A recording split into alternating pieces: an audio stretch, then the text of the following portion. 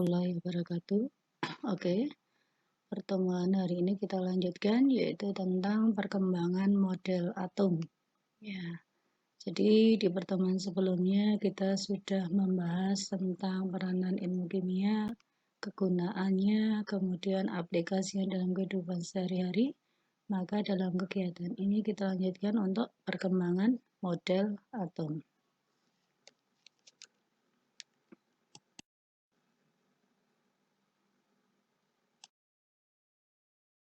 Oke, sebelum pembelajaran kita mulai, coba Anda perhatikan tentang peta konsep. Jadi peta konsep di sini gambaran apa yang akan kita diskusikan untuk pertemuan ini.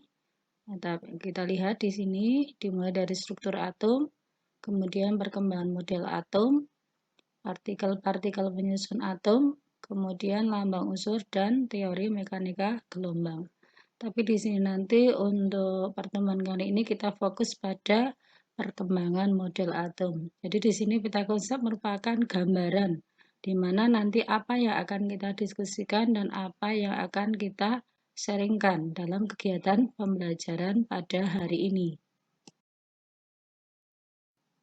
Berikut saya tampilkan kompetensi dasar apa yang akan kita peroleh. Jadi kompetensi dasar yaitu yang pertama KD 3.2 menganalisis perkembangan model atom dimulai dari model atom Dalton, Thomson, Rutherford, Booth, dan mekanika gelombang. Jadi di sini setelah melakukan kegiatan pembelajaran, peserta didik diharapkan bisa menganalisis perkembangan model atom dimulai dari model atom Dalton sampai yang terakhir mekanika gelombang.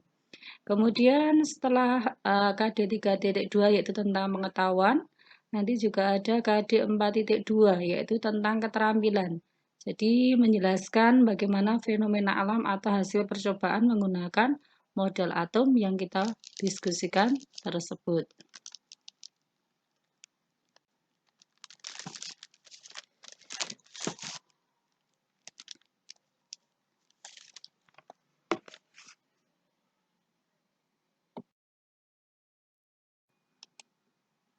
Jadi untuk materi kegiatan pelajaran hari ini kita fokus yaitu tentang perkembangan teori atom. Jadi kita nanti akan mendiskusikan secara lebih detail tentang perkembangan teori atom. Kita telah mengetahui beberapa unsur dalam kehidupan sehari-hari. Unsur dapat mengalami perubahan materi yaitu diantaranya adalah perubahan kimia. Ternyata perubahan kimia itu disebabkan oleh partikel terkecil dari suatu unsur tersebut. Ya, partikel terkecil inilah nanti yang dikenal biasanya sebagai atom. Ya, bagaimana tentang atom ini di sini Ibu ambil contoh yaitu untuk memudahkan ya materi yang kita ambil yaitu adalah kapur tulis. Di mana kapur tulis ini kita bagi menjadi dua bagian. Kemudian dari dua bagian itu kita potong lagi menjadi bagian yang lebih kecil. Bagian yang lebih kecil ini kita patahkan lagi sampai diperoleh bagian yang sangat kecil. Ya, ini adalah sebagai penggambaran dari suatu materi yang berukuran besar. Ya. Materi yang berukuran besar. Jika kita bagi menjadi bagian yang separuhnya, kemudian dari bagian separuhnya kita bagi lagi sampai diperoleh bagian yang sangat kecil, sampai kita tidak bisa untuk membaginya lagi, ya.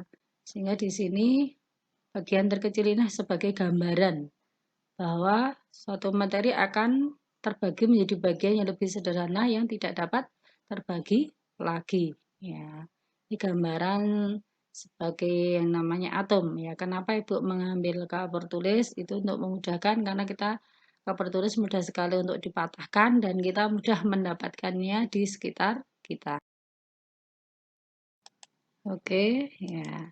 Jadi untuk menggambarkan tentang apa itu atom, ya di sini kita lihat beberapa ilmuwan yang mencoba ingin menggambarkan partikel yang terkecil tadi yaitu teori atom. Diantaranya ada Demokritus, kemudian ada Dalton, kemudian ada Thomson, kemudian ada Rutherford, kemudian ada Niels Bohr, dan nanti teori atom modern atau dikenal sebagai mekanika gelombang. Nanti akan kita bahas lebih detail dari masing-masing para ilmuwan dalam menyampaikan teori atomnya. Untuk pertemuan ini nanti kita fokus hanya 2 dulu ya, karena keterbatasan waktu. Kita fokus hanya 2 dulu, yaitu tentang Demokritus dan Dalton. Oke, sudah siap semua?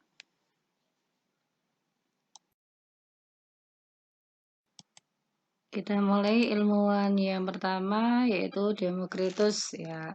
Sebetulnya di sini Demokritus itu adalah merupakan ahli filsafat ya, di mana di sini Demokritus mencoba mengemukakan ya, di mana hasilnya tidak didukung dengan suatu eksperimen yang meyakinkan ya, dia hanya berargumen ya bahwa semua materi tersusun dari bagian terkecil yang tidak dapat terbagi lagi, yang disebut nanti atomus. A berarti tidak, tomos berarti terbagi ya. Sehingga ini menurut argumen yang disampaikan oleh Demokritus. Karena pendapat Demokritus itu tidak didukung oleh eksperimen yang meyakinkan, sehingga pendapat ini tidak dapat diterima oleh beberapa ahli ilmu pengetahuan dan filsafat.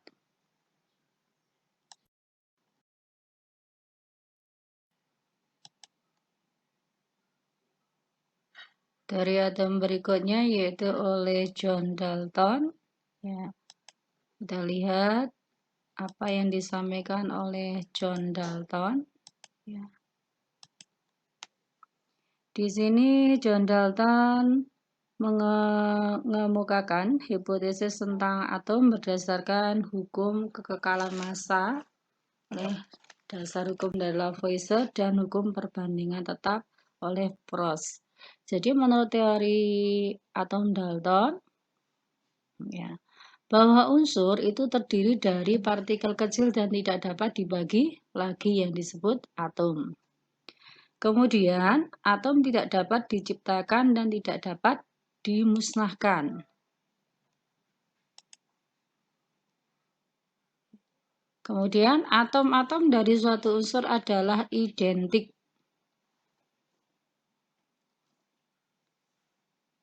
Berikutnya, senyawa terbentuk dari penggabungan atom dari 2 jenis unsur atau lebih dengan perbandingan tertentu ya.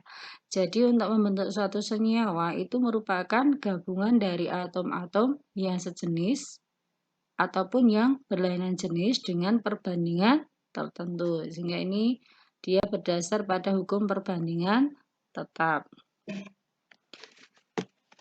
Kemudian untuk pembentukan senyawa ya dalam suatu reaksi itu akan terjadi penggabungan atau pemisahan atom. Kemudian atom-atom tersebut akan ditata ulang sehingga membentuk suatu komposisi tertentu.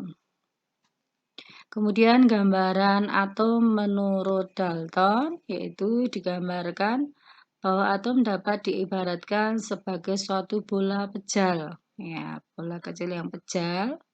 Nah, kemudian nanti bola-bola kecil itu dapat bergabung dengan bola-bola kecil yang lain akan membentuk suatu senyawa. Sehingga argumen dari Dalton ini ditunjang oleh 2 hukum sebelumnya, yaitu tentang hukum kekekalan massa dan hukum perbandingan tetap. Kalau kita lihat, kelebihan model atom Dalton yaitu antara lain, ya dia memberikan inspirasi, membangkitkan minat pada peneliti yang lain mengenai model atom. Cuma di sini tentunya juga ada kelemahannya. Ya, di sini dia tidak dapat menjelaskan sifat listrik materi. Kemudian dia tidak dapat menjelaskan bagaimana cara-cara atom saling berikatan dalam membentuk suatu senyawa. Kemudian dia juga tidak dapat menjelaskan perbedaan antara atom unsur yang satu dengan unsur yang lainnya. Ya, ini adalah teori yang disampaikan Dalton meskipun Sudah berdasarkan pada eksperimen, ternyata masih ada beberapa kelemahan. Inilah nanti yang menginspirasi para ilmuwan berikutnya untuk bagaimana mempelajari lebih detail tentang